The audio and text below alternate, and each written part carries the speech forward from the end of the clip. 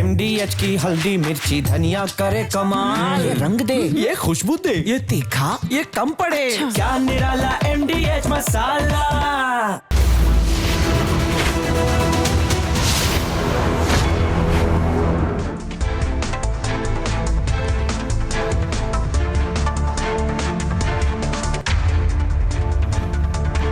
नमस्कार, बहुत स्वागत है आपका आपके साथ। मैं हूं मृदुल शर्मा और आप देख रहे हैं देश का नंबर 1 न्यूज शो। ये भारत की बात है, होगी देश की हर बात। दिखाएंगे आपको देश और दुनिया की तमाम बड़ी खबरें। और दर्शकों, आज की सबसे बड़ी और पहली खबर आपको बता रहा हूं। घुसपैठिए सूबे, जो सबसे बड़ा सूबा है उत्तर प्रदेश, उससे भाग रहे हैं।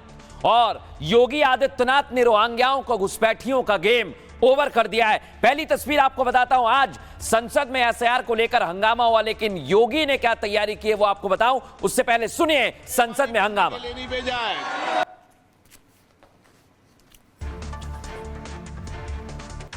जनता ने आपको नारेबाजी करने के लिए नहीं भेजा है। देश में, दुनिया में, लोकतंत्र में ये संदेश जाना चाहिए। बैठिए, प्रश्नकाल है, प्रश्नकाल में चर्चा होती है क्या? सुना आपने?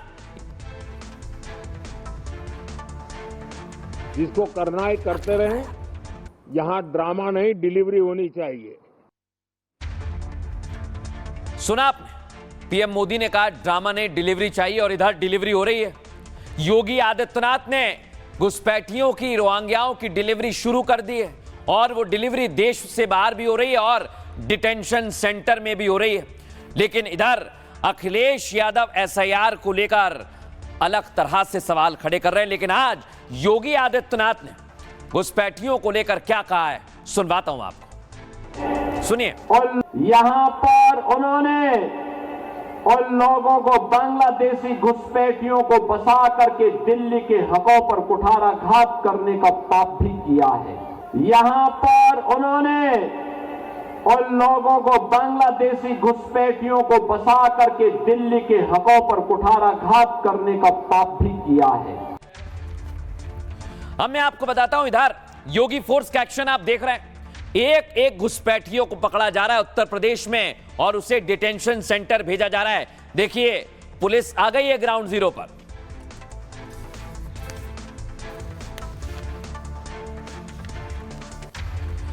अब मैं आपको बताता हूं, ये झुग्गी झोपड़ी से निकलकर कहां जाएंगे? डिटेंशन सेंटर में। कुछ इस तरह के डिटेंशन सेंटर होते हैं दर्शकों, जो दुनिया में कई जगह पर हैं। और योगी आदित्यनाथ ने भी बोल दिया है कि जगह जगह, जिले जिले में डिटेंशन सेंटर तैयार किए जाएं।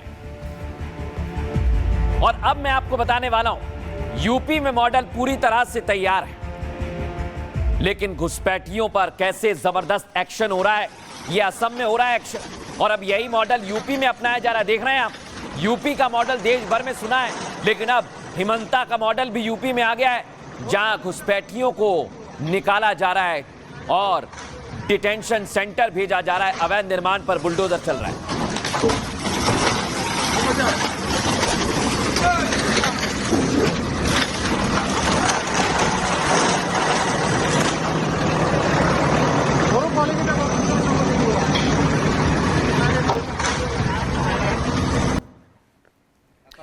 और इधर देखिए दर्शकों, यहां मुंबई में लगातार मिशन घुसपैठिया चालू हो गया, यानी यूपी में, असम में, और उसके बाद मुंबई में भी देवा भाऊ की फोर्स एक्शन में नजर आ रही है।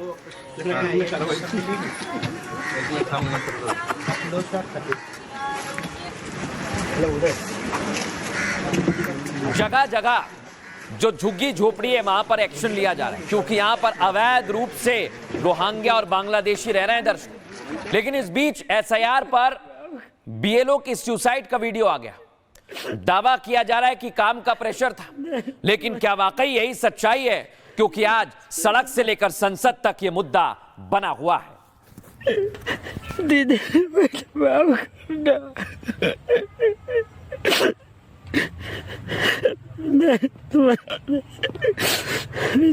पे खड़ा नहीं होता।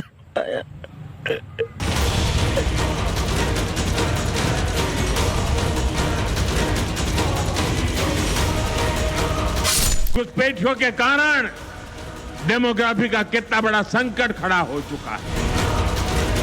पूरे देश में से मतदाता सूची से घुसपैठियों को निकाल उनकी सहानुभूति उन लोगों के प्रति होती है जो घुसपैठिए के रूप में भारत के नागरिकों के हक पर डकैती डालने का काम कर रहे हैं। एसआईआर को लेकर के चिंता जो थी वह सच्चाई में बदलती हुई दिखाई दे रही है। उधर दिल्ली में संसद में संग्राम चल रहा था, इधर यूपी में योगी ने मिशन घुसपैठिया लॉन्च कर दिया। यूपी की लड़ाई लड़ने अखिलेश दिल्ली गए थे, तब तक योगी ने इधर खेल कर दिया। ना रोहिंग्या छिप पाए, ना अखिलेश एसआईआर रोक पाए, बस बयान से बेबसी बयां करते नजर आए। एसआईआर के बहाने वोट कटवा लेंगे, वोट बनवाने में इनको परेशान कर देंगे।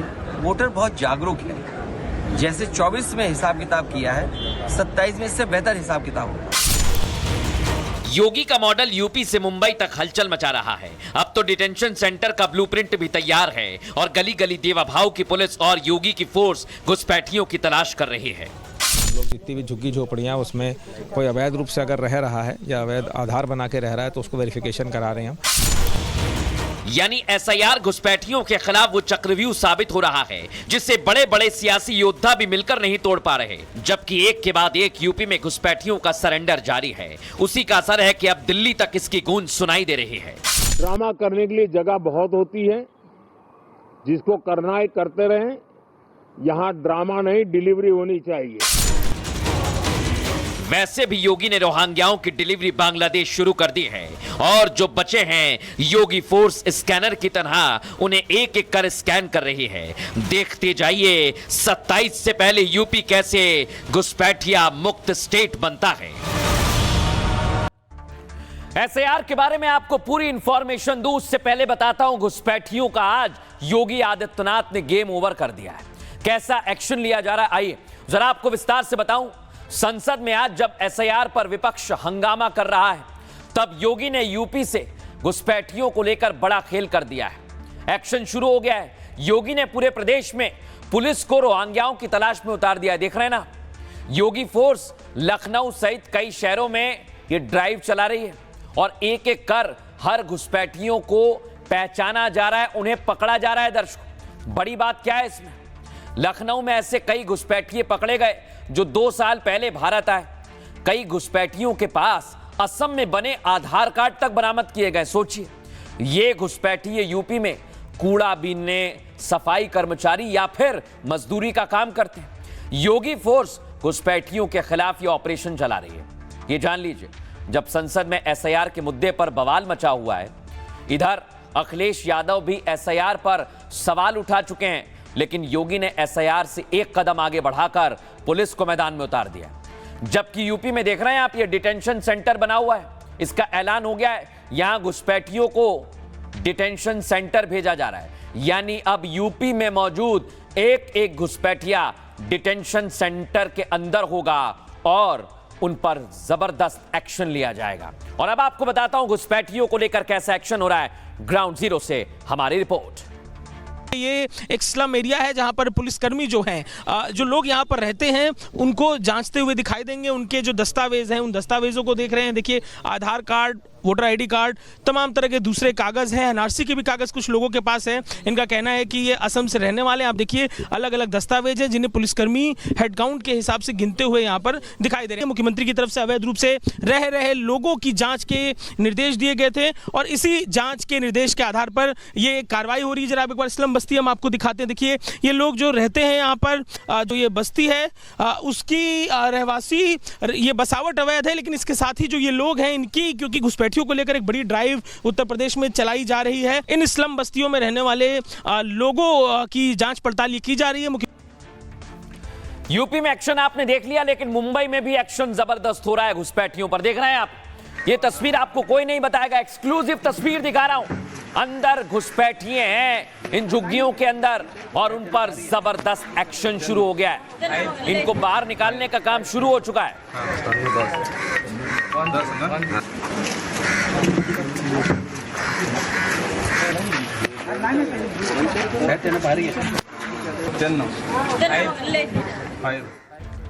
देखा आप, ये छुपे हुए हैं और इन्हें पहचानने के लिए देवा भाव की फोर्स मैदान में आ गई है। तो बीजेपी ने अल्टीमेटम दे दिया है। सुनिए जरा।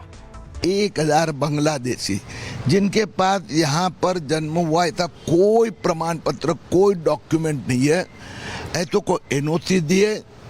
पुलिस और तहसीलदार ने स्वीकार किया है कि फर्जी एप्लीकेशन है। 24 घंटे के अंदर इसके ऊपर गुना एफआईआर दर्ज किया जाएगा। हमारा आग्रह ऐसा है कि ये जिन्होंने एप्लीकेशन दिया है उन 1000 लोगों को हाजिर करो, उनके पास यहाँ के प्रूफ नहीं है तो बांग्लादेश रवाना करो। अब दर्शकों मैं आपको बताने वाला हूं, असम में ये एक्शन और ज्यादा तेज चल रहा है। वहां पर घुसपैठियों के अवैध निर्माण पर बुलडोजर चल रहा है। देख रहे हैं आप, असम में बुलडोजर एक्शन चल रहा है और हिमंता बिस्वा शर्मा ने कह दिया है सबका बदला लेगा बुलडोजर।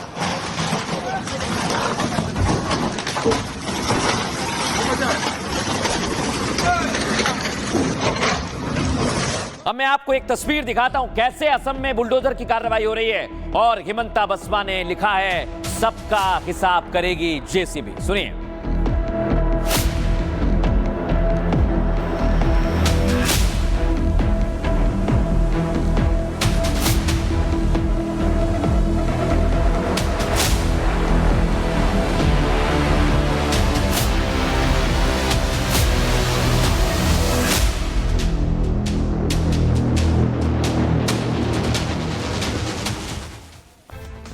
दर्शकों मैंने सबसे पहली तस्वीर आपको संसद की दिखाई थी और फिर पूरे देश भर में कैसा एक्शन हो रहा है वो दिखाया और इसी का जिक्र आज पीएम ने कहा कि ड्रामा नहीं चलेगा, डिलीवरी चलेगी, जैसा राज्यों में हो रहा है। लेकिन विपक्ष इसी पर सवाल उठाने लगा है। आज संसद का शीतकालीन सत्र शुरू हो गया है, ये देख रहे हैं आप, और एसआईआर पर हंगामा हुआ। सुनिए जरा कैसे हंगामा हो रहा है।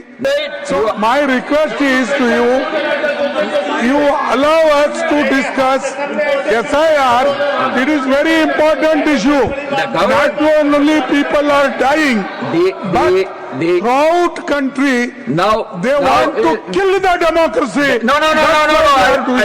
So my request is to you, you allow us to discuss. और सबसे बड़ी बात यह कि आज प्रधानमंत्री ने राज्यसभा में उपराष्ट्रपति पहुंचे और सदन में पहली बार आए तो उनका स्वागत किया। सुनिए जरा। आपका मैं सदन की तरफ से, मेरी तरफ से आपको बहुत बहुत बधाई देता हूं, आपका अभिनंदन करता हूं। पीएम मोदी ने स्वागत किया, अभिनंदन किया, लेकिन मल्लिकार्जुन खड़गे ने आज जबरदस्त प्रहार किया और राज्यसभा में एकाएक नड्डा और जेपी नड्डा और साथ ही साथ मल्लिकार्जुन खड़गे के बीच बहस होने लगी। मैं आपसे अपील करना चाहूंगा कि आप अपने आसन से उस तरफ ज्यादा न देखें, उसमें खतरा है। लेकिन उसमें आप इधर नहीं देखेंगे तो ये भी खतरा है। भैया आप उधर देखेंगे तो अगर इधर नहीं देखेंगे तो वो भी खतरा है। तो इसलिए दोनों तरफ आप संतुलन बना रखेंगे तो अच्छा होगा। लेकिन आपको बता रहा हूं ये सारी सियासत सिर्फ और सिर्फ एसआईआर के मुद्दे पर हो रही है, जिसमें ड्रामा भी आ गया है। लेकिन आज एसआईआर और बीएलओ की वजह से जबरदस्त संग्राम छिड़ा हुआ है। लेकिन आज संसद में ड्रामा और डिलीवरी की बात पीएम ने क्यों कही, समझाता हूं आपको रिपोर्ट में।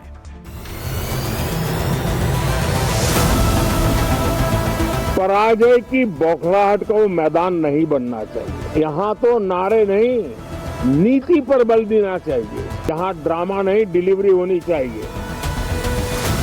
संसद के शीतकालीन सत्र का पहला दिन और पहले दिन की पहले ओवर में मोदी का सिक्सर। ड्रामा करने के लिए जगह बहुत होती है, जिसको करना है करते रहें। यहाँ ड्रामा नहीं, डिलीवरी होनी चाहिए। यहाँ तो नारे नहीं, नीति पर बल देना चाहिए। अगर आगाज ऐसा हुआ तो अंजाम समझना मुश्किल नहीं। ऐसा पहली बार दिखा जब पीएम ने सत्र के पहले दिन इतना तल्ख बयान दिया हो। तो सवाल ये कि आखिर ये नौबत कैसे आई और इसके लिए जिम्मेदार कौन है। ड्रामा तो आप भी जानते हो कौन करता है। केवल इसलिए ड्रामा शब्द का इस्तेमाल करना क्योंकि डी से डेमोक्रेसी है। उनको कुछ तो मानना चाहिए ना, एसआईआर पे नहीं तो इलेक्शन रिफॉर्म पे, किसी रिलेटेड इशू पे भी तो कर सकते हैं डिस्कशन। तो जब तक वो डिस्कस नहीं करेंगे तो कैसे चल सकता है सर? देखा आपने, जबरदस्त संग्राम छिड़ गया है, लेकिन यह पहला मौका है जब प्रधानमंत्री नरेंद्र मोदी आज इतने तल्ख अंदाज में थे। देख रहे हैं आप, संसद के शीतकालीन सत्र की शुरुआत हो गई है और पहले ही दिन दोनों सदनों में आज जबरदस्त हंगामा हुआ। दर्शकों, एसआईआर और वोट चोरी के मुद्दे पर नारेबाजी की गई। विपक्ष के हंगामे की वजह से संसद की कार्यवाही नहीं हुई। प्रधानमंत्री मोदी ने इस बात को उन्हें पहले से ही एहसास था, उन्होंने बताया, और सत्र शुरू होने से पहले ही दो टूक बयान भी दिया। कहा कि विपक्ष चुनावों में अपनी हार की वजह से निराशा में है, लेकिन वो उससे बाहर निकले और सदन में मजबूती से मुद्दे उठाए। अगर विपक्ष चाहे तो मैं उन्हें टिप्स देने के लिए तैयार हूं। पीएम ने कहा कि संसद की कार्यवाही में कैसे परफॉर्म किया जाता है। यह सत्र अहंकार का मैदान नहीं बनना चाहिए। नई पीढ़ी को अनुभव का लाभ मिलना चाहिए। यहां ड्रामा नहीं, डिलीवरी होना चाहिए। यहां जोर नीति पर होना चाहिए, नारों पर नहीं होना चाहिए, यह भी पीएम ने कहा। इधर मल्लिकार्जुन खड़गे को सीधी बात चुभ गई, पूरे विपक्ष को चुभ गई दर्शकों, जिसके बाद खड़गे ने पीएम पर हमला बोला। मल्लिकार्जुन खड़गे ने एक मीडिया पोस्ट किया जिसमें कहा, असलियत यह है कि संसदीय मर्यादा और संसदीय प्रणाली को पिछले 11 साल से सरकार ने लगातार कुचला है। उसकी लंबी फहरिस्त है। विपक्ष वोट चोरी समेत दूसरे मुद्दे उठाता रहेगा। अब ध्यान भटकाने का ड्रामा खत्म होना चाहिए। जनता के असली मुद्दों पर संसद में बहस होनी चाहिए।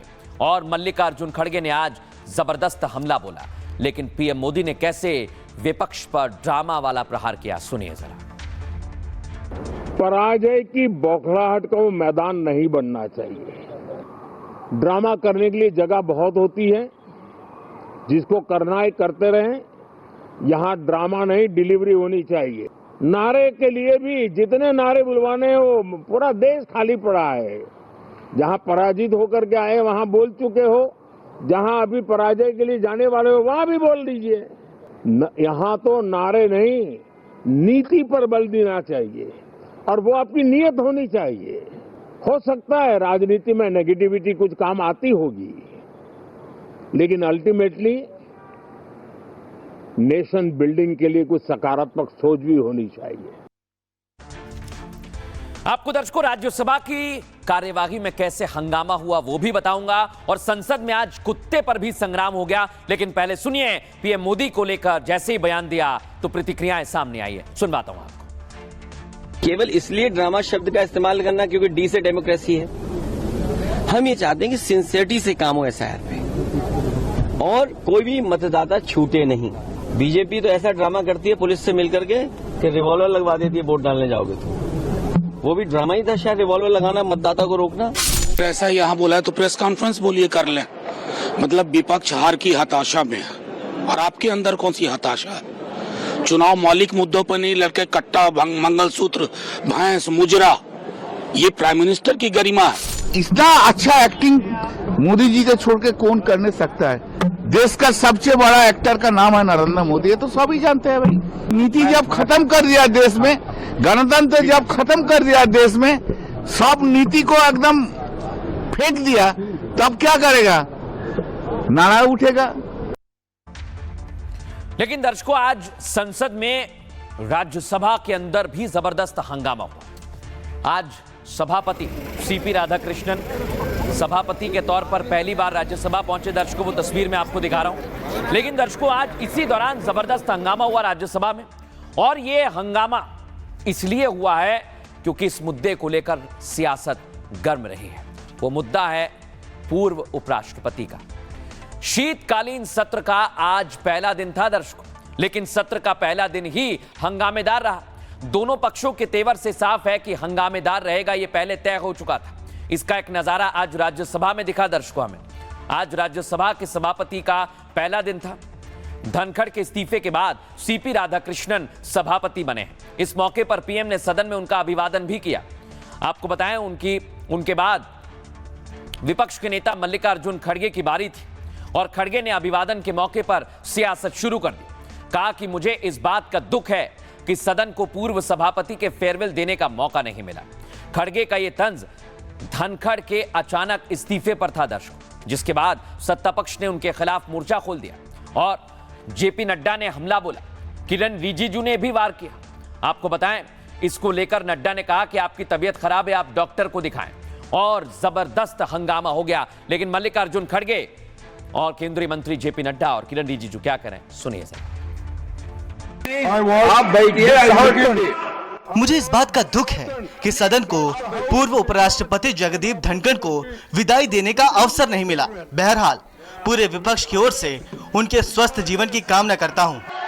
कांग्रेस पार्टी और आप लोगों ने फॉर्मर वाइस प्रेसिडेंट के खिलाफ जो भाषा का इस्तेमाल किया, जो आप लोगों ने रिमूवल नोटिस में जो शब्दों का इस्तेमाल किया, आप लोग खुद सोचिए कि चेयर का गरिमा को आप लोगों ने कितना तार तार किया है, और आज आप यहाँ ध्यान देने का काम करते हैं। मुझे लगता है कि हमारे बहुत ही सम्मानीय है लीडर ऑफ ऑपोजिशन।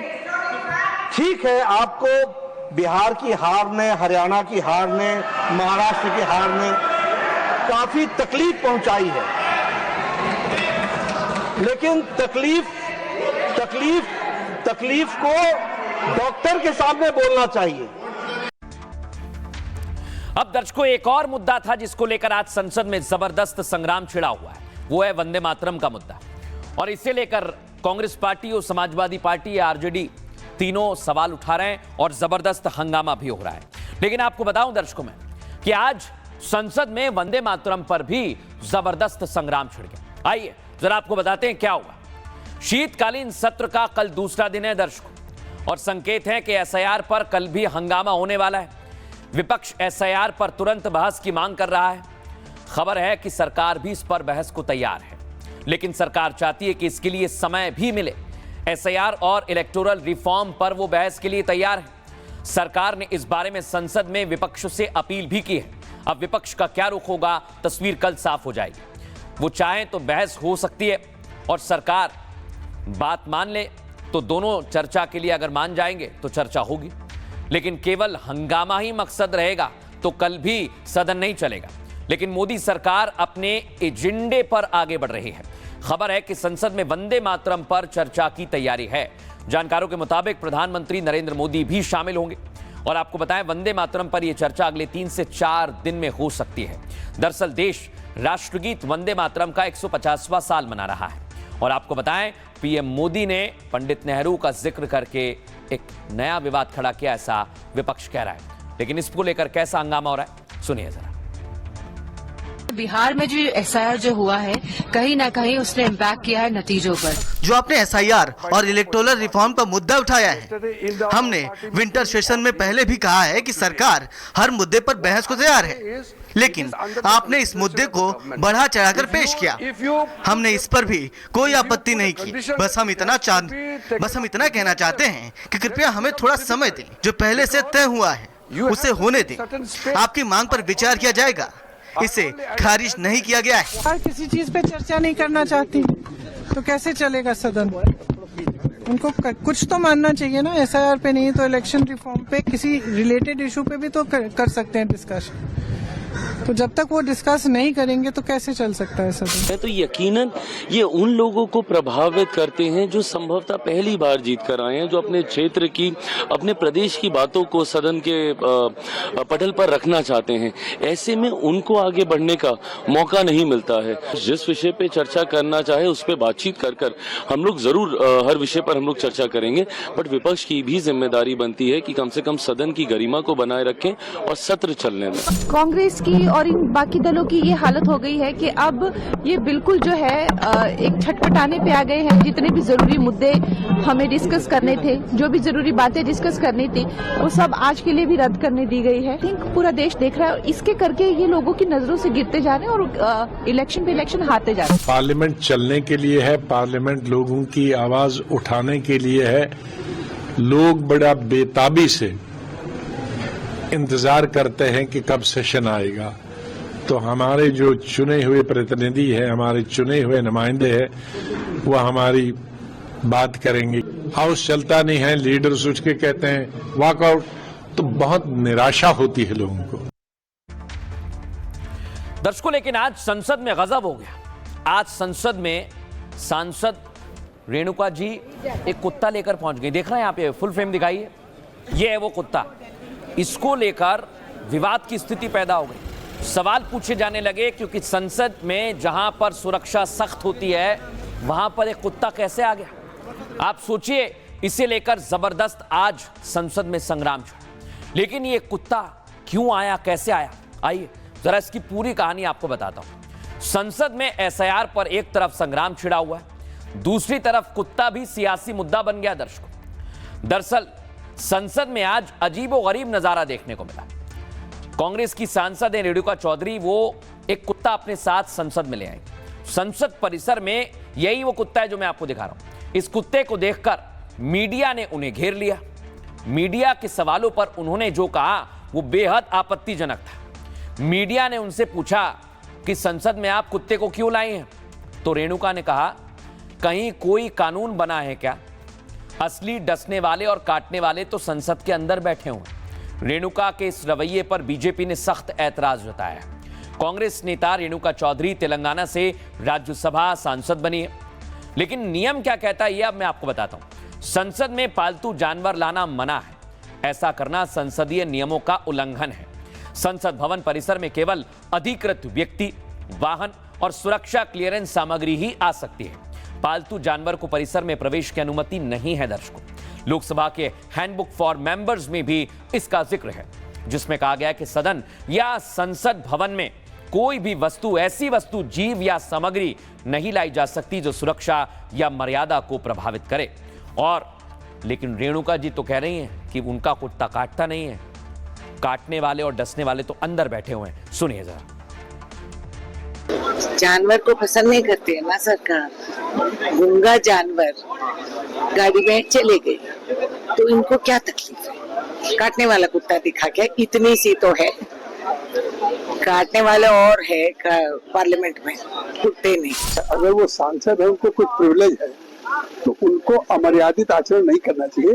ये सदन सांसदों के लिए है। देश की नीतियों को डिस्कस करने की जगह जनता के द्वारा चुने हुए जनप्रतिनिधि हुए देश को शर्मसार कर रहे हैं, अपने खुद लोकतंत्र का पे कुठाराघात कर रहे हैं। थोड़ा एथिक्स तो संभालना पड़ेगा। मुझे उसके ऊपर ज्यादा भाषण करने की आवश्यकता नहीं लगती। हर एक को समझना चाहिए कि हम कहाँ बैठे हैं और कहाँ जा रहे हैं। ऐसी जगह जो देश की सबसे बड़ी पंचायत है, वहाँ इस तरह के वक्तव्य देना, सांसदों पर आक्षेप करना, सरकार पर आक्षेप करना, संसद भवन पर आक्षेप करना जैसा लगता है। और मुझे लगता है कि यह उनकी कुत्सित विचारधारा को ही दर्शाता है।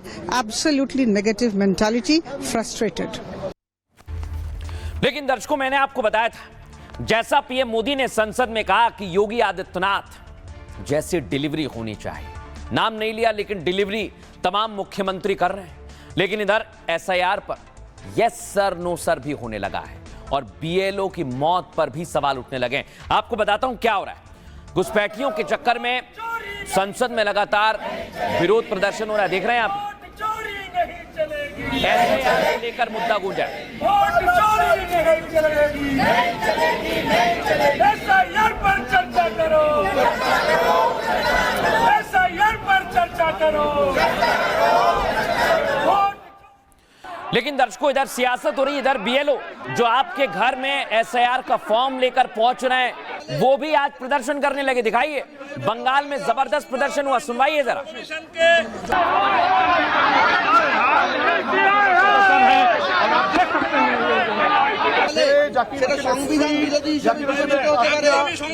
নির্বাচন কমিশনকে হচ্ছে পরিকল্পিত এসআর করা উচিত। दर्शकों, बीएलओ का कहना है, ये आपसे जुड़ी हुई खबर है कि काम का बोझ ज्यादा है, वो गांव गांव जा रहे हैं, बहुत ज्यादा बोझ उन पर बढ़ गया है और इसके लिए वो आवाज बुलंद कर रहे हैं। अगली तस्वीर दिखाइए। आज इसी बीच ये खबर आई कि एक बीएलओ ने आत्महत्या कर ली। सुनिए जरा वो क्या कह रहा है। दीदी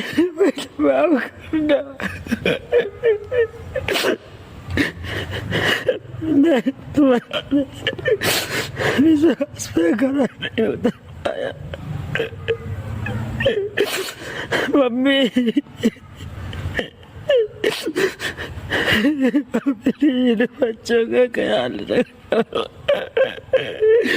मेरे सारे बढ़ाने इसका स्वयं मैं जिम्मेदार हूँ। इसमें किसी का कोई दोष नहीं है, मेरे परिवार को कुछ नहीं कहना है। मैं बहुत दुखी हूँ, इस दिन से चैन से नहीं सो पाया हूँ। मेरी छोटी छोटी 4 लड़कियां हैं। लेकिन दर्शकों, यूपी के देवरिया में एक एसडीएम ने भी आज अपने इमोशंस को बाहर निकाले। वो भी बीएलओ की मौत पर रो रहे हैं, सुनिए जरा। क्या डिमांड है बताइए। मैं बैठी हूँ यहाँ पर आपके लिए करने के लिए सब कुछ। 1 मिनट के लिए मत सोचिएगा, आपके लिए कोई नहीं है। मैं हूँ आपके लिए, मेरी पूरी तहसील है आपके लिए, हम सब खड़े हैं यहाँ पे आपके। क्या डिमांड है बताइए। मैं बैठी हूँ यहाँ पर आपके लिए करने के लिए सब कुछ। 1 मिनट के लिए। ये आप देखिए, बीएलओ ड्यूटी में लगे, लेखपाल भी लगे हुए हैं अलग अलग जगह पर। दर्शकों, देश भर में तस्वीरें सामने आ रही हैं, लेकिन इधर एसडीएम का भी दुख सामने आया और वो भी कह रहे हैं कि जो भी होगा वो उनसे करेंगे। चलिए आने दीजिए। मैडम तो ये डिमांड है, आप क्या कर रहे हैं? क्या डिमांड है बताइए। मैं बैठी हूँ यहाँ पर आपके लिए करने के लिए सब कुछ। ठीक है मैम। अब दर्शकों, आज संसद में अखिलेश यादव ने एसआईआर के मुद्दे पर भी बोला है और विपक्ष ने सवाल खड़े किए हैं। सुनवाता हूं आपको। सर, ये गंभीर प्रकरण है। न जाने कितने officers, 23 officers have committed suicide.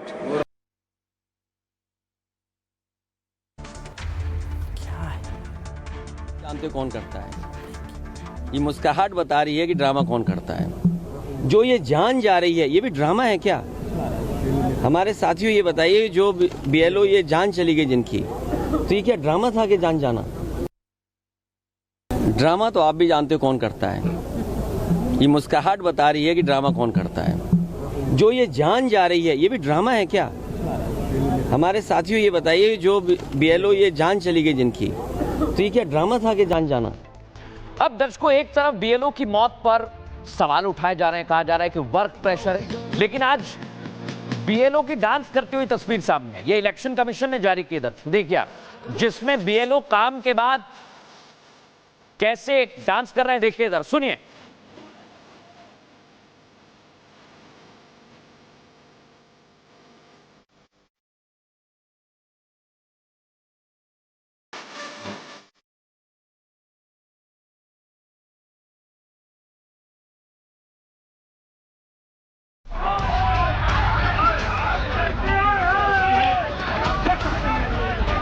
Sir, ये गंभीर प्रकरण है। न जाने कितने officers, 23 officers have committed suicide. Drama तो आप भी जानते हो कौन करता है। केवल इसलिए ड्रामा शब्द का इस्तेमाल करना क्योंकि डी से डेमोक्रेसी है। जो बीएलओ ये जान चली गई जिनकी, तो ये क्या ड्रामा था कि जान जाना? लोकतंत्र में चुनाव एक उत्सव होता है, तो वोटर लिस्ट इस उत्सव के उन मेहमानों की लिस्ट जो जश्न के भागीदार होते हैं। लेकिन किस उत्सव की तैयारी अपने ही लोगों की लाश और आंसुओं पर होती है?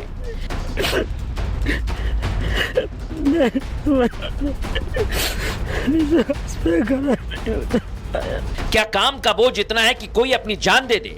क्या बीएलओ की मौत सच में काम के प्रेशर से हो रही है? संसद में बीएलओ की मौत का मुद्दा गूंजने के बाद ये सियासी मैसेज दिया गया है। सर, ये गंभीर प्रकरण है।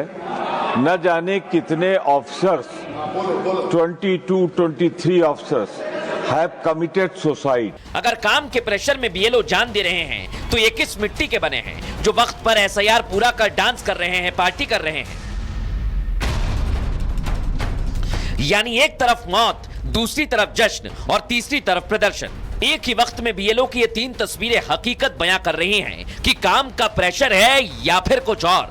आज हम एसआईआर और बीएलओ के बीच मौत की रेखा ताकते बीएलओ की कहानी आपको समझाएंगे, बताएंगे 25 बीएलओ की मौत का सच क्या है। सवाल यही है दर्शकों कि आखिर एकाएक इतना बोझ बढ़ गया कि आत्महत्या करने लगे। इसके पीछे की असल वजह क्या है, आइए जरा मैं आपको बताता हूं। देश भर में बीएलओ की मौत पर बवाल मचा हुआ है बीएलओ की मौत का मुद्दा आज संसद में भी गूंजा। एसपी और कांग्रेस ने संसद में एसआईआर को लेकर हंगामा किया। विपक्ष एसआईआर की जल्दबाजी और बीएलओ की मौत को मुद्दा बना रहा है, लेकिन अब तक 25 से ज्यादा बीएलओ की मौत हो चुकी है। दर्शकों, यूपी में ही 8 के करीब बीएलओ अब तक जान गंवा चुके हैं। समझिए इसे। मुरादाबाद में सर्वेश सिंह ने तो रोते हुए सुसाइड कर लिया, बाकायदा वीडियो बनाया। मूव कीजिए इसे। बीएलओ की इन मौत के पीछे काम का प्रेशर बताया जा रहा है। दरअसल डेडलाइन के भीतर एसआईआर का काम पूरा करने के निर्देश दिए गए हैं और इधर बीएलओ टाइम पर टारगेट पूरा नहीं कर पा रहे। उन्हें प्रशासन नोटिस भेजता है या दूसरी कार्रवाई करता है। 200 से ज्यादा बीएलओ अब तक एफआईआर दर्ज नहीं करा पाए और 700 से ज्यादा बीएलओ को एसआईआर पूरा ना करने पर नोटिस मिला है। कार्रवाई के इसी डर से ज्यादातर बीएलओ लगातार काम कर रहे हैं। दर्शकों, काम का दबाव बढ़ने से कई बीएलओ को ब्रेन हैमरेज हो गया है, जबकि तमाम जगह पर तो बीएलओ ने खुद ही अपनी जान ले ली है। लेकिन सवाल ये, क्या सुसाइड करना किसी समस्या का समाधान है? अगर काम के दबाव में लोग जान देने लगे तो आधा हिंदुस्तान खतरे में आ जाएगा। हालांकि सवाल यह भी है, जहां चुनाव में वक्त है वहां एसआईआर की हड़बड़ी क्यों की जा रही है? अब आपको सुनवाते हैं इस पर समाजवादी पार्टी और कांग्रेस पार्टी क्या कह रही है, सुनिए जरा। ड्रामा तो आप भी जानते हो कौन करता है। ये मुस्कुराहट बता रही है कि ड्रामा कौन करता है। ड्रामा, डेमोक्रेसी, केवल इसलिए ड्रामा शब्द का इस्तेमाल करना क्योंकि डी से डेमोक्रेसी है। हम ये चाहते हैं कि सिंसियरिटी से काम हो एसआईआर पे और कोई भी मतदाता छूटे नहीं। जो ये जान जा रही है, ये भी ड्रामा है क्या? हमारे साथियों ये बताइए, जो बीएलओ ये जान चली गई जिनकी, तो ये क्या ड्रामा था कि जान जाना? इलेक्शन कमीशन की जिम्मेदारी ये बनती है कि सभी का वोट बन जाए और बीजेपी तो ऐसा ड्रामा करती है पुलिस से मिलकर के कि रिवॉल्वर लगवा देती है वोट डालने जाओगे तो। वो भी ड्रामा ही था शायद, रिवॉल्वर लगाना, मतदाता को रोकना। न जाने कितने officers, 22-23 officers have committed suicide under the pressure, and this government is seeking time. Even today, sir, in the morning, in Muradabad, the officer have committed suicide. How many lives they want to take? अब दर्शकों, बड़ी बात क्या है? अखिलेश यादव सवाल उठा रहे हैं और इधर उनके पीडीए प्रहरी यूपी में मैदान में आ गए। देख रहे हैं आप, वो क्या कह रहे हैं, जरा सुनिए गांव गांव जाकर। अपना फॉर्म जरूर में महत्वपूर्ण कार्य एसआईआर फॉर्म को भरकर बीएलओ को अवश्य दें। एसआईआर फॉर्म भरने की अंतिम तिथि के पूर्व अपना फॉर्म जरूर भर लें। किसी भी प्रकार की समस्या आने पर मुझे संपर्क करें, मैं आपकी सेवा में उपलब्ध हूँ। आप सभी अपना एसआईआर फॉर्म भरकर अपने अपने पोलिंग बूथ पर जाकर बीएलओ को दे देंगे, क्योंकि मतदान सुरक्षित तो लोकतंत्र सुरक्षित। अब दर्शकों, मैं आपको बताता हूं, आपको भी चिंता हो रही होगी एसआईआर क्या है। आइए, एसआईआर का पूरी प्रक्रिया क्या है, पूरी प्रक्रिया को आपको समझाता हूं। एसआईआर का फुल फॉर्म है स्पेशल इंटेंसिव रिवीजन। आसान शब्दों में कहें तो वोटर लिस्ट अपडेट करना ही एसआईआर है। इसमें 18 साल से ज्यादा जिनकी उम्र हो गई है नए वोटर जोड़े जाते हैं। साथ ही मृत वोटर्स का नाम लिस्ट से हटाया जाता है। डबल वोट या शिफ्ट हो चुके मतदाता के वोट भी हटाए जाते हैं।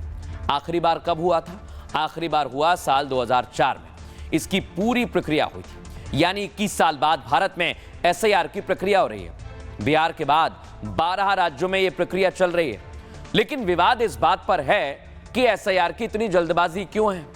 मान लीजिए कि किसी राज्य में चुनाव 1 साल से ज्यादा वक्त बाद होना है, लेकिन ऐसे में राज्य में भी एसआईआर पूरा करने की डेडलाइन कम समय की है। तर्क दिया गया है कि बीएलओ को वक्त मिलता तो काम आसानी से पूरा हो जाता।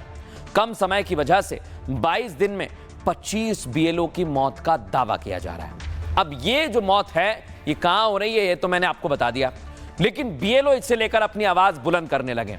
वो क्या कर रहे हैं, दिखाइए तस्वीर। ये आप देखिए, आज कलकत्ता में प्रदर्शन हुआ, जहां चुनाव है वहां बीएलओ प्रदर्शन कर रहे हैं। सुनवाइए सर।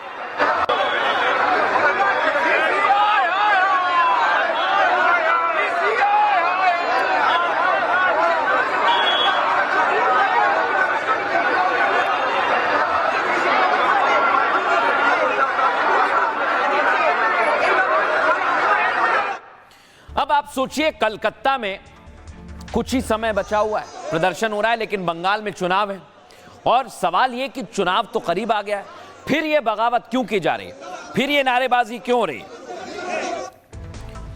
अब दर्शकों आप सोचिए, एक तरफ यहां पर प्रदर्शन हो रहा है, क्यों प्रदर्शन हो रहा है, क्योंकि बीएलओ आत्महत्या कर रहे हैं, वो भी अलग अलग राज्यों में। तो आपके राज्य की क्या स्थिति है, वहां कितनी संख्या में बीएलओ हैं, आइए जरा आपको विस्तार से बताता हूं। ये आप देखिए, 7 राज्य और 29 बीएलओ की मौत हो गई। मध्य प्रदेश में यह आंकड़ा 9 है दर्शकों। उत्तर प्रदेश में 7 मौत अब तक हो चुकी है बीएलओ की। गुजरात में यह संख्या 4 है। राजस्थान में भी 4 बीएलओ की मौत हुई है। पश्चिम बंगाल में 3 है, लेकिन वहां प्रदर्शन हो रहा है। तमिलनाडु में यह संख्या 1 है और केरल में भी 1 बीएलओ की मौत की खबर है। लेकिन दर्शकों आप सोचिए, जिस तरह से बीएलओ की मौत पर बवाल मचा हुआ है, सवाल ये कि क्या वाकई ये सिर्फ और सिर्फ सियासत की वजह से हो रहा है। आइए जरा मैं आपको बताता हूं। ये आप देख रहे हैं, लोगों की मौत ड्रामा लग रही है, अखिलेश यादव कह रहे हैं। इधर बीजेपी ने सवाल खड़े करे, बीजेपी की जीत ईवीएम और इलेक्शन कमीशन का चमत्कार है, इमरान मसूद कह रहे हैं। सत्ता पक्ष कौन सी हत्या में है, कौन सी हताशा में है, ये सबसे बड़ा सवाल है, ये आरजेडी पूछ रही है। इधर बीजेपी ने सदन में नारेबाजी की शुरुआत की, केसी वेणुगोपाल कह रहे हैं। जनता देख रही है कैसे वोट चोरी हो रही है, आज ये भी संसद में कहा गया है। इधर गौरव गोगोई सामने आ गए, विपक्ष के मुद्दों पर चर्चा तो बिल का समर्थन करेंगे। इधर अवधेश प्रसाद भी आए, उन्होंने कहा एसआईआर लोकतंत्र और संविधान को खतरे में डालने के लिए है, यानी एसआईआर पर जबरदस्त बयानबाजी भी हो रही है। सुनवाता हूं आपको मैं। एसआईआर के बाद बिहार का चुनाव हुआ और विपक्ष के इसी आचरण के कारण से वहां के लोग उनसे नाराज थे और भाजपा गठबंधन से खुश थे और हमें बड़ा जनादेश दिया है और हमें पूरा विश्वास है कि हम पश्चिम बंगाल का होने वाला विधानसभा चुनाव भी, जब मतदाता सूची का शुद्धिकरण हो जाएगा, तो जीतेंगे। बिहार में जो एसआईआर जो हुआ है, कहीं ना कहीं उसने इम्पैक्ट किया है नतीजों पर। तो हम चाहते हैं, हमारी मांग है ऑपोजिशन की, कि एसआईआर का टाइम बढ़ाया जाए, क्योंकि अभी तक 60% ही लोग फॉर्म भर पाए हैं, 40% फॉर्म भरना शेष है। जहां बीएलओ में इतना प्रेशर है, जहां इलेक्शन कमीशन ने कोई तैयारी नहीं करी है कि फॉर्म्स कैसे भरे जाएं। अब प्रेशर के तहत जहां बीएलओ आत्महत्या कर रहे हैं, तो इसका जिम्मेदार आखिर कौन है। हम चाहते हैं कि बहुत ही व्यवस्थित तरीके से एसआईआर की प्रक्रिया पूरी हो और डेमोक्रेसी का ड्रामा ना बनाया जाए। अब दर्शकों खबरों में आगे बढ़ूंगा, आपको आज एक और बड़ी खबर बता रहा हूं। पाकिस्तान में आज की रात कयामत की रात है। क्यों कह रहा हूं? क्योंकि खबर है कि 2 दिसंबर को पाकिस्तान जल उठेगा। अगर इमरान सामने नहीं आए तो मुनीर का क्या होगा, दिखाता हूं मैं आपको। इमरान के प्रोटेस्टर्स जो प्रदर्शनकारी हैं वो सामने आ रहे हैं। सुनवाइए जरा कितना हंगामा हो रहा है।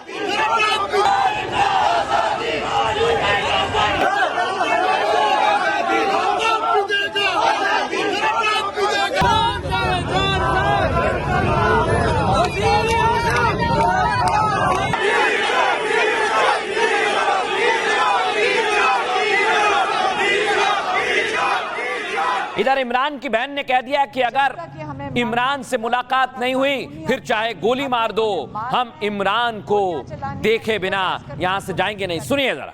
हम वहां से नहीं उठेंगे कल, हम वहां से नहीं उठेंगे कल जब तक ये हमें इमरान खान नहीं दिखाते। ये हमारा कानूनी और आईनी हक है। उन्हें मारना है, गोलियां चलानी है, टीयर गैस करनी है, जो मर्जी करने। इधर मुनीर खौफ में आ गया, देख रहे हैं आप। इमरान समर्थकों पर पाक के रेंजर्स गोलीबारी कर रहे हैं, दिखाइए जरा फुल फ्रेम। रेंजर्स वालों ने, ये बंदा नमाज पढ़ रहा है, रेंजर्स वालों ने इसको घेरे में ले लिया है, आप देख सकते हैं। वो देखें, वो रेंजर्स वालों ने वो पकड़ लिया उसे, वो नीचे जा रहे हैं।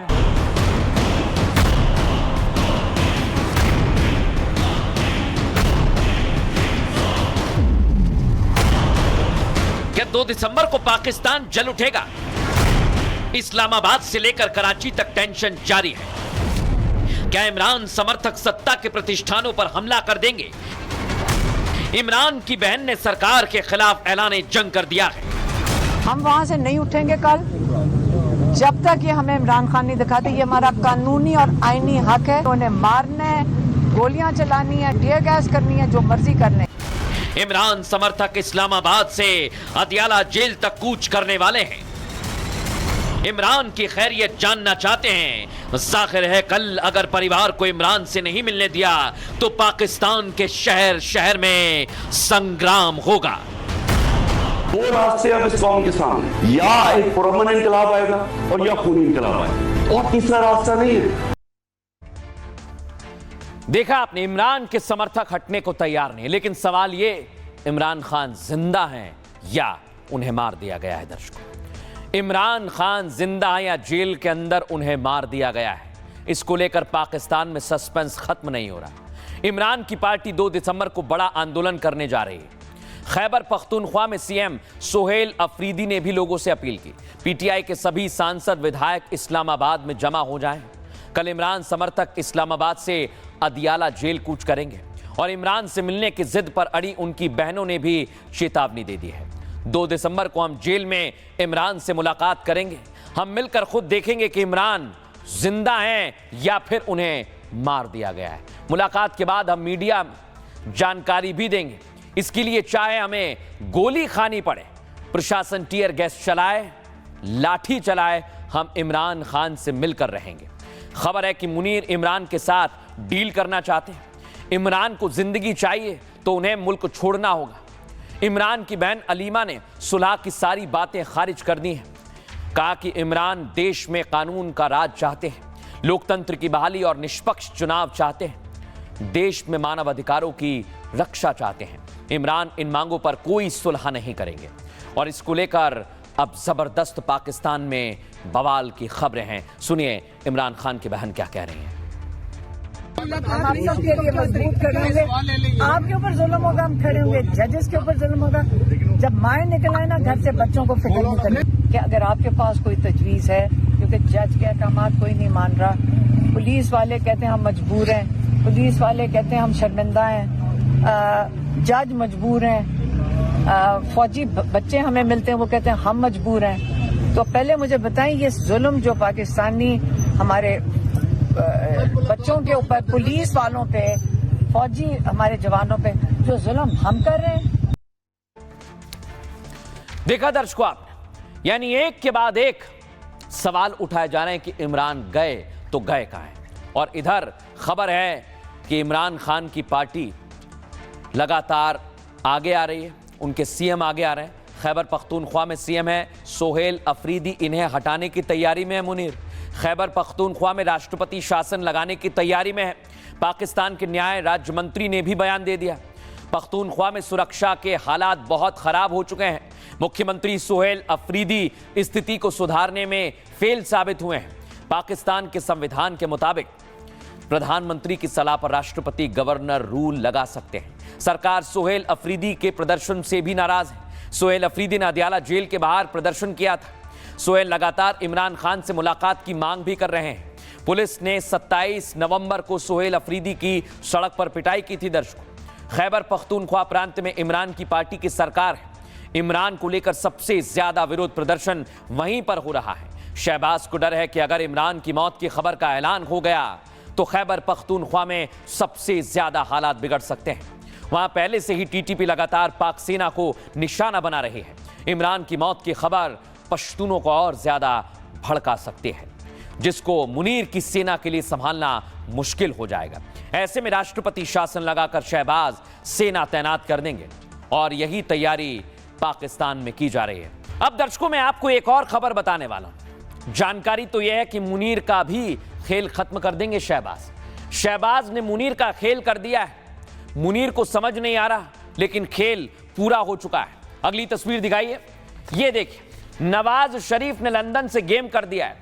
अभी तक मुनीर जो सीडीएफ बन गया है, लेकिन उसका नियुक्ति पत्र नहीं आया है, नोटिफिकेशन जारी नहीं हुआ है। इस वजह से मुनीर टेंशन में। और इधर एक और तैयारी की जा रही है, दिखाइए इधर अगली तस्वीर। साहिर शमशाद मिर्जा अगले आर्मी चीफ हो सकते हैं और मुनीर की छुट्टी हो जाएगी, शमशाद मिर्जा बन जाएंगे और इसको लेकर पाकिस्तान में सस्पेंस बना हुआ है। लेकिन इधर आपको एक और तस्वीर बताता हूं मैं। ख्वाजा आसिफ ने बताया नोटिफिकेशन की प्रक्रिया शुरू कर दी गई है, लेकिन अभी तक जारी नहीं हुआ है। आप सोचिए क्या प्रक्रिया इतनी जटिल है कि अभी तक इसे जारी नहीं किया गया है। और इसे लेकर सवाल पूछे जाने लगे हैं। सुनिए डिफेंस एक्सपर्ट क्या कह रहे हैं। अगर आसिम मुनीर को तख्ता पलट करना है और सत्ता अपने हाथ में रखनी है तो उसके लिए दो चीज़ें बहुत दरकार है। एक तो पाकिस्तान के जो नॉर्दर्न कमांड, सेंट्रल कमांड और साउथ कमांड है, उनके जो कमांडर्स हैं और 10 के 10 जो कोर कमांडर हैं उनके साइड में होने चाहिए। इसी तरह से पाकिस्तान के जो यंग ऑफिसर्स हैं, यंग कैप्टन, यंग मेजर, उनको भी आसिम मुनीर का साथ देना होगा, क्योंकि हर बार जब सत्ता पलट हुई है कू ही है। अब खबरों में आगे बढ़ेंगे दर्शकों, आपको बताते हैं बिहार में जबरदस्त कार्रवाई हो रही है, कहीं बुलडोजर कहीं एनकाउंटर। और आपको बताएं सम्राट चौधरी एक्शन में आ गए और कैसा एक्शन हो रहा है दिखाते हैं आपको। दिखाइए, सबसे पहली तस्वीर आपको दिखा रहा हूं, बिहार में एक्शन हो रहा है। एनडीए की सरकार बनते ही मुजफ्फरपुर भी बुलडोजर पहुंच गया। दिखाइए जरा तस्वीर।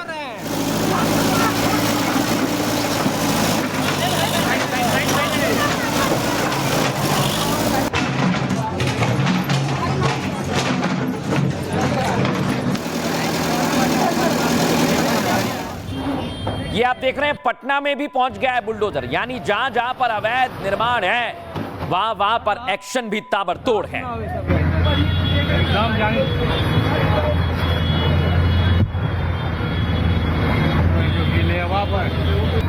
सरकार बनने से पहले ही कहा गया था दर्शकों एक्शन लिया जाएगा, और आरा में भी देखिए कार्रवाई शुरू हो गई है। देख रहे हैं आप, जितने भी अवैध निर्माण है उस पर एक्शन शुरू हो गया है।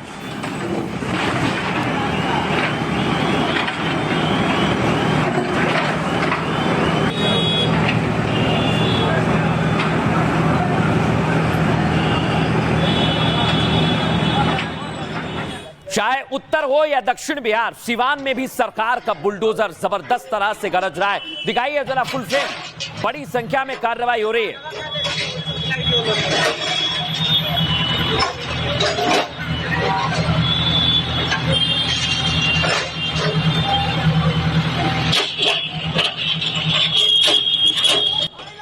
अब मैं आपको बताऊं, इधर जबरदस्त एक्शन शुरू हो गया है मिथिलांचल में भी, और ये बताने के लिए काफी है छपरा हो, आरा हो, अलग अलग जगह पर कि जो वादा किया वो एक्शन निभाया जा रहा है।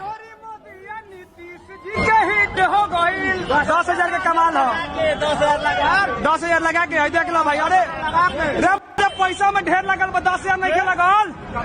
राइट ले गल वो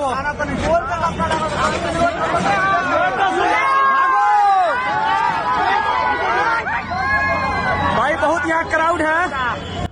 तो भाई लोग, मोदी और नीतीश जी के जोड़ी हिट हो गए। 10,000 अरे वाह।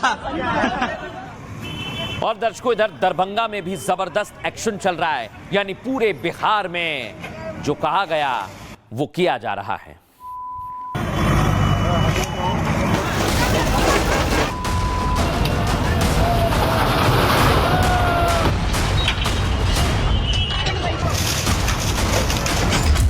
प्रचंड जीत के बाद प्रचंड प्रहार हो रहा है, सुशासन की शपथ पर काम हो रहा है।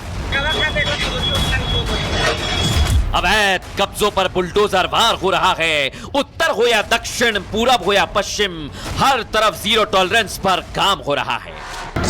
मैं बार बार कहता हूं कि ऑर्गेनाइज क्राइम नहीं होने, किसी भी हालत में ऑर्गेनाइज क्राइम करने वाले खिलाफ बिहार की पुलिस सख्ती के साथ कार्रवाई करेगी। प्रतिज्ञा पूरी करने के लिए सम्राट पथ का प्लान तैयार है।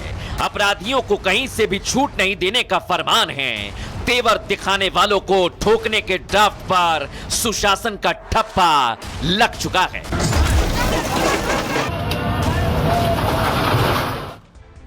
दर्शकों सिर्फ बुलडोजर नहीं, बिहार में तो एनकाउंटर भी होने लगा है। आइए जरा आपको बताते हैं सुशासन की बात कैसे कही गई। बिहार में अवैध कब्जाधारियों पर जबरदस्त कार्रवाई हो रही है। सम्राट चौधरी का गृह मंत्रालय जैसे ही उन्हें मिला वो एक्शन में आ गए।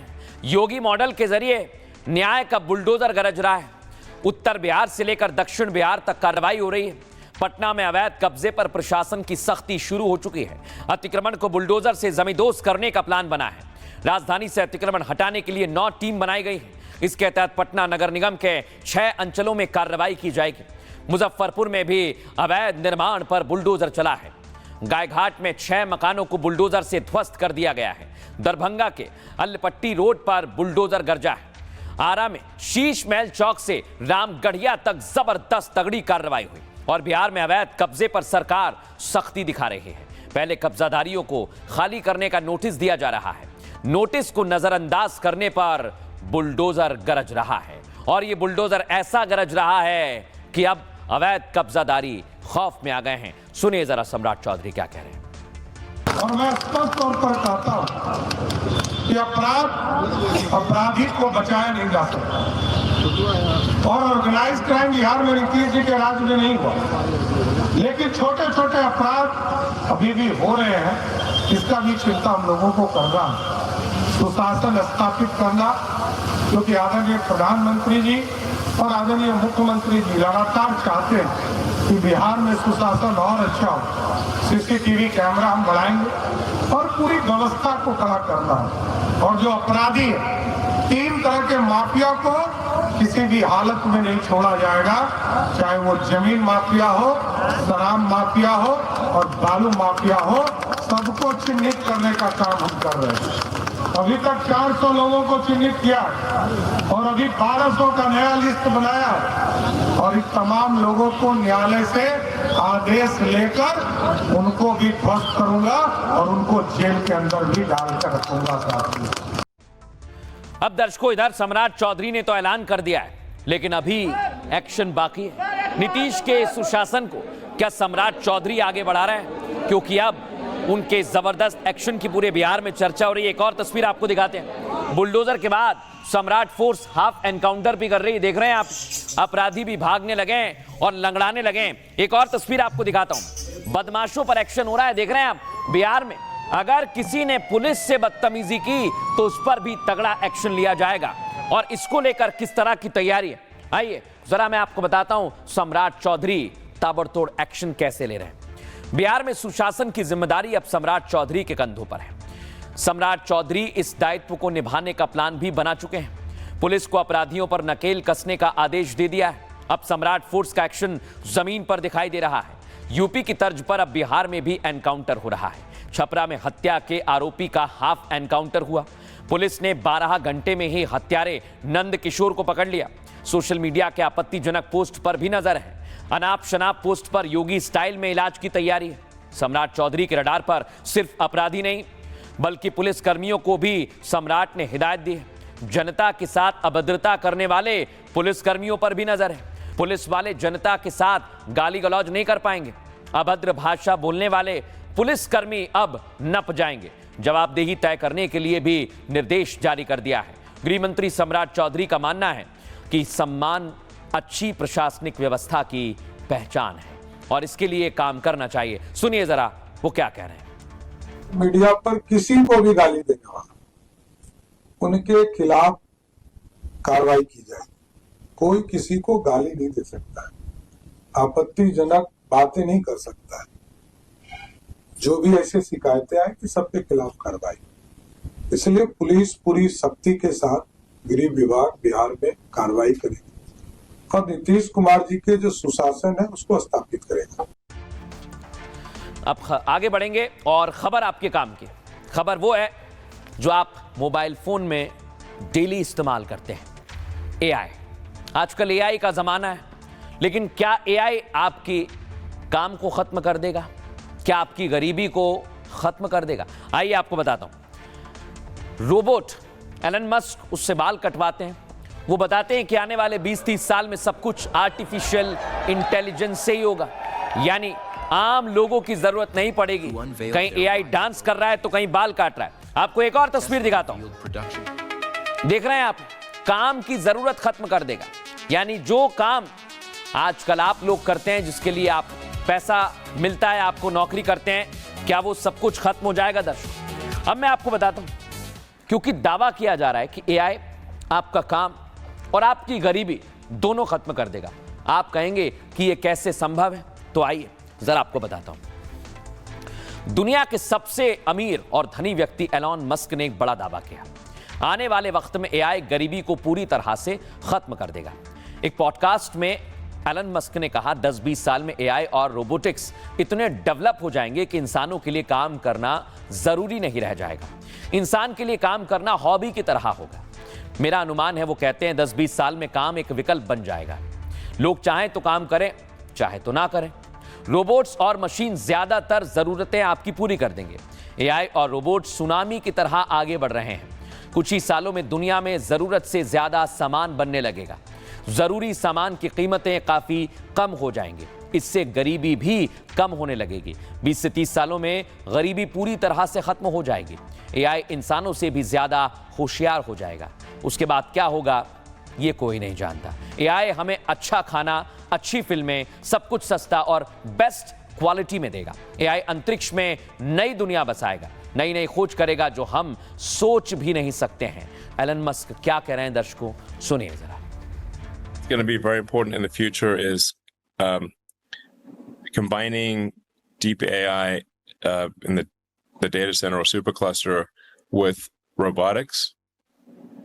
So that things like the Optimus humanoid robot and yeah, Optimus is awesome.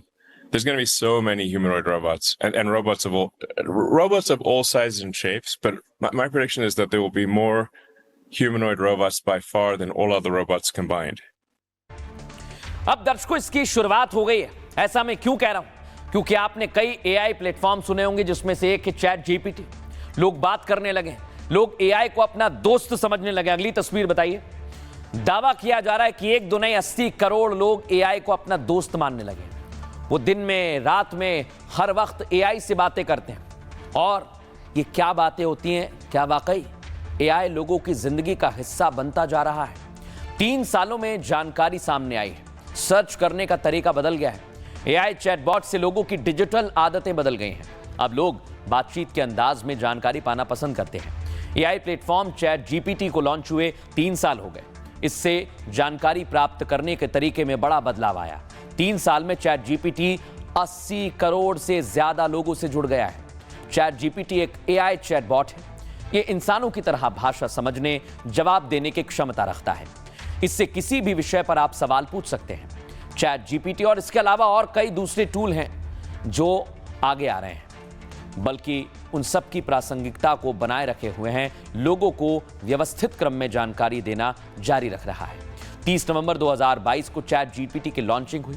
कुछ महीने में हर हफ्ते 10 करोड़ चैट जीपीटी से लोग मदद लेते हैं। सोचिए आप, और ये संख्या लगातार बढ़ती जा रही है। लेकिन आपको बताता हूं, एआई जब आगे बढ़ता जा रहा है तो इसको लेकर एक्सपर्ट क्या कह रहे हैं, ये कितना और आगे बढ़ेगा, इसको लेकर भविष्य की क्या तैयारी है, आइए जरा आपको सुनवाते हैं एक्सपर्ट क्या कह रहे हैं।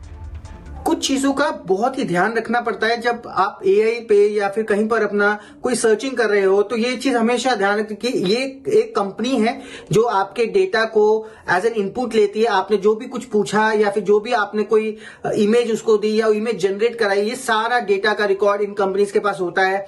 और यस, उस डेटा के ऊपर ये कंपनीज आपको आगे जाकर एड्स, आपको आगे जाकर कुछ ना कुछ सेल किया जाएगा, कुछ ना कुछ आपको उसी डेटा के ऊपर अपने सिस्टम्स को ट्रेन किया जाएगा। और आगे बढ़ेंगे, बात करेंगे आज के सूत्र की। आज गीता जयंती है और गीता में, श्रीमद् भागवत गीता में लिखा है, परित्राणाय साधुनाम विनाशाय चा दुष्कृताम धर्म संस्थाप नार्थाय संभवामि युगे युगे। अर्थात कर्तव्य पालन के अनमोल संदेशों से सुशोभित इस दिव्य ग्रंथ का भारतीय पारिवारिक, सामाजिक और आध्यात्मिक जीवन में अत्यंत विशिष्ट स्थान रहा है। इसके दिव्य श्लोक हर पीढ़ी को निष्काम कर्म के लिए प्रेरित करते रहेंगे। ये प्रधानमंत्री नरेंद्र मोदी ने लिखा है और उन्होंने कहा है कि हम सबको भगवान श्री कृष्ण ऐसे ही आगे का मार्ग दिखाते रहें। बहरहाल एक छोटा सा ब्रेक लेंगे। ब्रेक के बाद खबरें लगातार जारी रहेंगी। नमस्कार।